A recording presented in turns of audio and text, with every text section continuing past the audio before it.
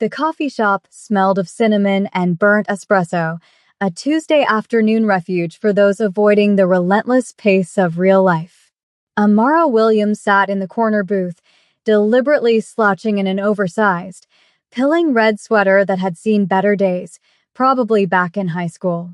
Her dark, curly hair was pulled back in a messy bun that wasn't the fashionable kind, just the I gave up kind. She had chosen her oldest pair of jeans and wore absolutely no makeup. Her warm, dark skin was bare, and she checked her phone for the third time in 5 minutes. Her best friend Jasmine had set up this blind date, and Amara had agreed only to stop the incessant nagging.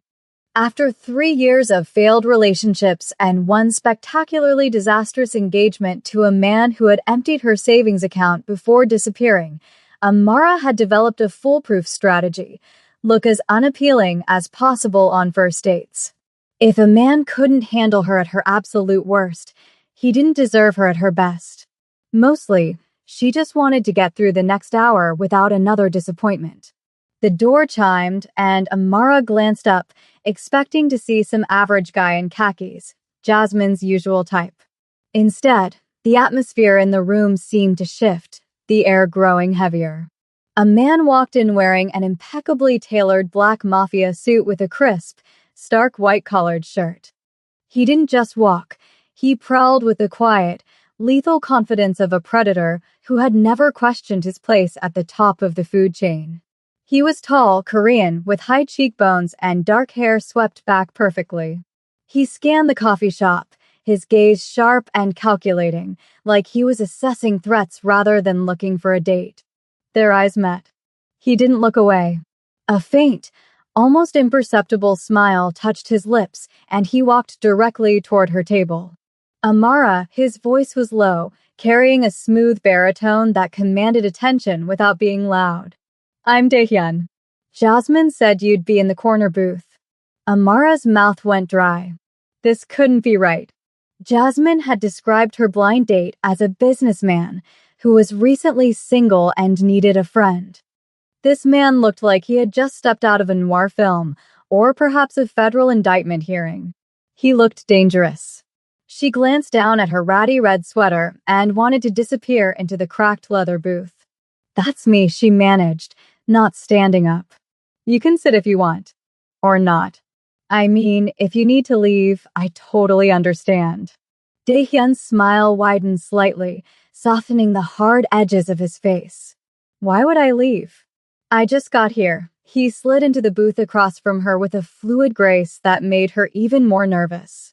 "I have to say, Jasmine didn't mention you had the most expressive eyes I've ever seen. They are captivating." Amara blinked, confused. "Are you sure you have the right Amara?" Amara Williams, 25, works at Lincoln Elementary as a third-grade teacher. Lincoln Elementary loves true crime podcasts, has a cat named Langston, and makes the best peanut butter cookies in the city. Daehyun leaned back, completely relaxed despite his stiff, formal attire. "That is exactly what I was told. The cookie thing intrigued me most." Despite herself, Amara felt a small smile tugging at her lips. "Jasmine talks too much."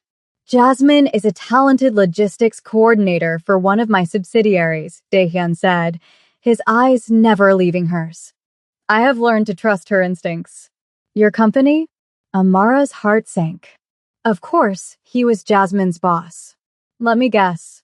You own a consulting firm? Corporate restructuring? Boring spreadsheets?" "Something like that," Daehyun said vaguely, waving a hand. "Import-export, logistics, security solutions. It is a demanding life. I would much rather hear about third graders. I imagine they are far more entertaining than executives worrying about profit margins." A barista appeared at their table. Daehyun ordered a black coffee, his tone polite but final, and Amara ordered a chai latte, immediately feeling pretentious next to his simplicity. Once the barista left, Daehyun leaned in slightly. "I have a confession to make." Here it comes, Amara thought. The polite exit. The "you seem nice, but" speech. "I told Jasmine not to describe me to you," he said. I asked her to keep it vague. I have had experiences with women who are more interested in my position than in me. It gets exhausting pretending you don't notice when someone's eyes light up at the mention of influence rather than something you have actually said. Amara studied him carefully. There was something genuine in his expression, a weariness behind the sharp, intelligent eyes. She recognized that look. She had seen it in her own mirror after Trey left, the bone-deep tiredness that comes from being betrayed by people you trusted. Jasmine didn't tell me anything except that you were single and could use a friend, Amara said honestly. I almost canceled 3 times. I'm not really in a dating place right now. Or ever again, possibly. Bad breakup, theft, and abandonment combo special. The words came out more bitter than she intended. Sorry, I'm not usually this cynical. Or this underdressed, she gestured at her red sweater. Full disclosure, I dress like this on purpose. I've been sabotaging my own dates for 6 months. Daehyun laughed, a rich, genuine sound that made a few other patrons glance over nervously. That is brilliant. I wish I had thought of it. I once brought a bodyguard to a setup dinner. It did not work. She tried to date him instead. Amara couldn't help but laugh. You did not. I absolutely did, he said, his dark eyes sparkling. The relationship lasted 2 weeks before she asked if I could use my connections to get her brother out of a gambling debt. That is when I knew the bodyguard strategy had failed. They talked for an hour, then 2. Daehyun asked about her students, and Amara found herself telling stories about 8-year-old drama and the politics of playground kickball. He listened like she was describing strategic warfare rather than mundane elementary school life. When she asked about his work, he spoke in broad strokes about managing family interests and keeping order, making it sound like high-stakes diplomacy. I should probably go, Amara finally said, noticing the coffee shop was preparing to close. I have lesson plans to finish. Can I see you again? Daehyun asked the question with a directness that caught her off guard. Maybe somewhere you feel comfortable dressing however you want. Though I have to say, that red sweater is growing on me. It suits you. Amara hesitated. Every instinct screamed to say no, to protect herself, to not risk another heartbreak. But something about Daehyun felt different. Maybe it was the way he looked at her ratty clothes and messy hair and smiled like she was exactly what he had hoped to find. Okay, she said quietly. But I choose the place, and I'm paying for myself. Deal, Daehyun said, standing and offering his hand to help her up. She took it, feeling the rough warmth of his palm against hers. As they walked toward the door, Amara's phone buzzed. A text from Jasmine. How's it going? Did you scare him off yet? Amara glanced at Daehyun, who was holding the door open for her, his expression hopeful and kind. She had no idea that the man she had just agreed to see again was one of the most feared men on the West Coast, or that his logistics business was a front for a massive syndicate. She didn't know that Daehyun was a Korean Mafia boss whose name appeared in FBI files, or that his last relationship had ended when he discovered his girlfriend was a mole for a rival gang. All she knew was that for the first time in 3 years, she felt a flutter of something that might have been hope. What Amara couldn't have known was that Daehyun had made a decision the moment he saw her deliberately slouched in that oversized red sweater, making no effort to impress him. He had found exactly what he had been searching for: authenticity. The following Saturday, Amara stood in front of her closet for 20 minutes. She had suggested meeting at the public library's used book sale, figuring it was casual enough to avoid pressure. She finally settled on dark jeans without stains and a soft cream-colored blouse. Minimal makeup, hair down in curls. When she looked in the mirror, she saw a polished version of herself. Daehyun was already waiting outside the library when she arrived. He wore dark jeans and a black Henley shirt, casual, but somehow still radiating danger and elegance. When he saw her, his face lit up. You came, he said, as if there had been doubt. I said I would. Amara adjusted her purse strap nervously. Plus, I never miss this sale. They spent 2 hours wandering through tables of books. Daehyun had an unexpected passion for military history and strategy, which Amara found fitting given his intensity. She introduced him to her favorite mystery authors. My grandmother got me hooked on mysteries, Amara explained. She used to say that mystery novels taught you the most important life skill, paying attention to what people don't say. A wise woman, Daehyun said, pausing at a table of old maps. My father taught me something similar, but about business. He said the best alliances happen when you listen more than you talk. Is that how you became successful? The question slipped out before Amara could stop it. Jasmine mentioned you do well. Daehyun's expression shifted slightly, becoming more guarded. Jasmine has a generous definition of doing well. But yes, I have been fortunate. My father started with very little. He taught me that power is just a tool. What matters is what you protect with it. There was something in his tone, a careful neutrality, that made Amara wonder what he wasn't saying. But she didn't push. They left the library with a stack of books each, and Daehyun suggested lunch at a diner nearby. Over burgers, he asked about her ex-fiancé. The question was gentle but direct. Trey, Amara said, the name still leaving a bitter taste. We were together for years. I thought I knew him. Turns out he'd been unemployed for 8 months and didn't tell me. He took out credit cards in my name, emptied our joint savings, and left a note saying he needed to find himself. She dragged a French fry through ketchup. The worst part wasn't the money, though that hurt. It was realizing I'd been so blind. I teach kids to recognize patterns, but I couldn't see the pattern in my own life. Daehyun reached across the table, his hand hovering near hers. You were not blind.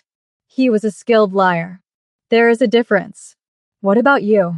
Amara asked. Jasmine said you're recently single too. Ji-yoon, Daehyun said, his jaw tightening. We were together for a year.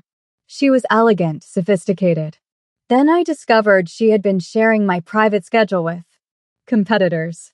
Nothing illegal, technically, but it compromised my family's security. Amara's chest tightened. That's horrible. It taught me a valuable lesson, he said, his voice dropping. I have been avoiding dating since then.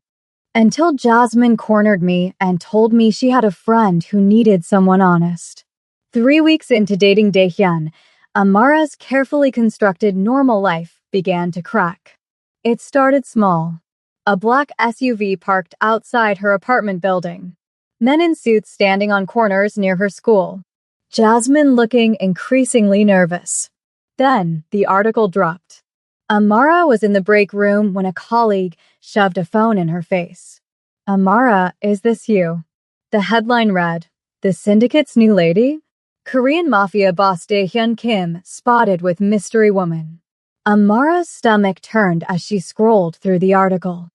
It identified Daehyun not as a consultant, but as the head of the Kim organization, a powerful Korean mafia family controlling shipping lanes and underground gambling across the state. It speculated about her motives, calling her a sugar baby or a civilian shield. This is insane, Amara whispered. Mafia boss? He's just Dae. She called him immediately. Dae, tell me this isn't true. His voice on the other end was heavy. Amara, I can explain. I wanted to tell you, but I didn't want to scare you away. Scare me away? You're a mafia boss. That's not something you slip into conversation on the 3rd date. Please, he said. Let me fix this. Come to dinner at my house tomorrow. Meet my family. Once they see you are real, that we are real, the rumors will stop mattering. I teach children, Dae. I can't be associated with the mafia. I keep my world separate, he promised. You're safe. Please. Just one dinner. Against her better judgment, Amara agreed.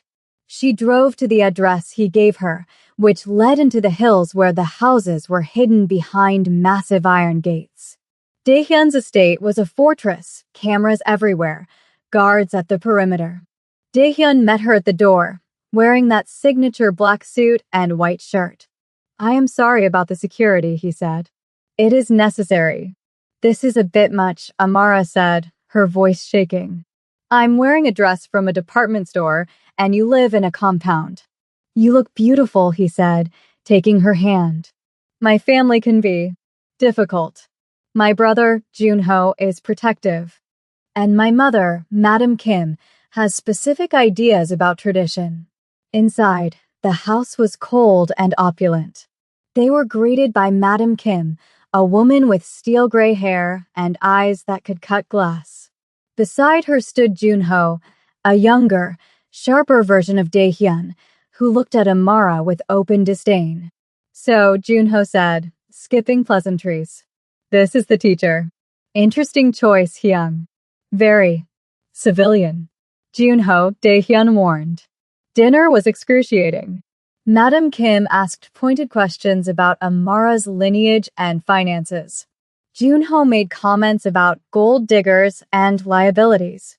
I'm curious, Junho said, slicing his steak with surgical precision. What attracted you to the boss? His money? Or the thrill of the criminal underworld? Amara set down her fork. She had spent weeks being polite, but she was done. Actually, she said, her voice steady. I didn't know who he was. I showed up to our first date in a red, pilling sweatshirt specifically to make him hate me because I was tired of men. I like Daehyun because he listens to me. He respects me. And frankly, if I wanted money, I wouldn't be dating a man whose job puts a target on my back. She looked directly at Junho. So forgive me if I'm not grateful for the interrogation. The table went silent. Madam Kim looked at Amara with something approaching respect. Junho looked stunned. Daehyun was hiding a smile. Well, Madam Kim said. She has a spine. That is good. Suddenly, Junho threw a file onto the table. A spine, maybe, but terrible judgment. Junho, what is that? Daehyun's voice was ice. I had her investigated, Junho said calmly. Did you know her ex-fiancé, Trey, didn't just steal her savings? He borrowed money from the Red Dragons. Massive gambling debts. And he forged her signature on the loan documents. Amara went cold. She owes $200,000 to our rivals, Junho sneered. She isn't here for you, Hyung. She's looking for a payout to save her life. Daehyun turned to Amara, his face pale. Amara, is this true? I didn't know about the Red Dragons, she stammered. I knew about the credit cards. I've been paying them off. I didn't know he borrowed from a gang. I can pay it, Daehyun said immediately. I will handle it. No. Amara stood up. I don't want your money.